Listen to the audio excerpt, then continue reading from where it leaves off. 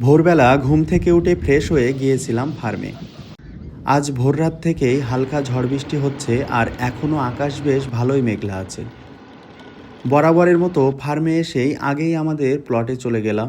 এই সরিষা চাষে আমরা তেমন কোনো সার বা কীটনাশক ব্যবহার করিনি, তবে দেখে মনে হচ্ছে ফলন ভালোই হবে। এগুলো চিয়া সিডের গাছ।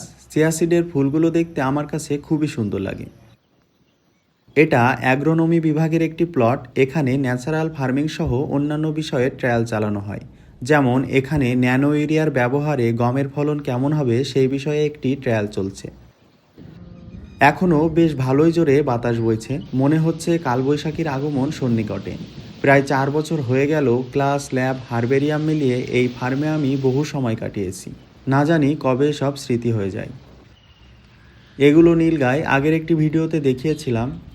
এখানে বেশ ভালোই দেখা যায়। বাংলাদেশেও একসময় দেখা যেত, কিন্তু এখন বিলুপ্ত প্রায়। কাকটিকে দেখুন, প্রবল বাতাসেও কিভাবে টিকে আছে। আমাদের কিন্তু শেখার আছে অনেক কিছুই। এই সুন্দর ফুলগুলো এগ্রিকালচারের ভাষায় আগাছা নামে পরিচিত, তবে আমার কাছে এটি জীবন্ত ফুলদানি। ফার্মে গিয়ে সকালটা খুব সুন্দরভাবেই উপভোগ করলাম। সবাই বলে যার সকাল সুন্দর হয় তার নাকি পুরো দিনটাই সুন্দর কাটে।